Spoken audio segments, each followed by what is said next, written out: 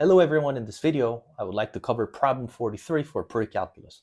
So let's give it a go, right? So we need to add up sine 30, right?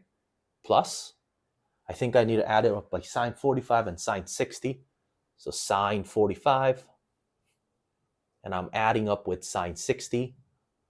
Well, we can actually draw two special right triangles, right? So if I sketch two special right triangles, let's see what happens.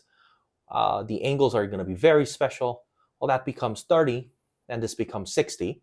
And obviously from this picture, this becomes 1 and 2, and square root of 3, a canonical picture, right?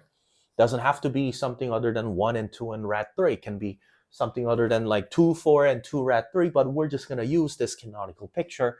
And of course, we have another one known as right isosceles triangle. So I would like to call this as 1 and 1. So that becomes square root of 2.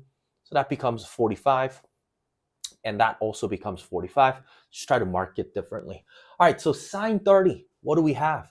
Sine 30 equals opposite over adjacent. Opposite over hypotenuse. So katoa, like 1/2.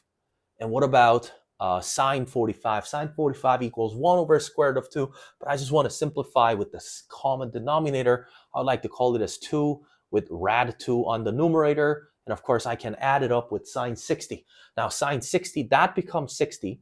From 60's perspective, you can check that that becomes root 3 over 2. Or you can actually consider this, like sine 60 as cosine 30. Okay? So if you use cosine 30 and sine 60, they're pretty much the same idea. So we're adding up all these numbers. So if you simplify, because we have the common denominator, the single denominator, we can actually group everything inside of one single fraction. So we get 1 plus root 2 plus root 3 over 2. And the question was asking us to find out A, B, and C, and D. Right, so A plus B plus C and D. Well, for our question, that was 1 and 2, A, B, and C, and D. Of course, the number, the integer that goes inside those radical symbols, well, I would try to say 1 plus 2 plus 3 plus 2.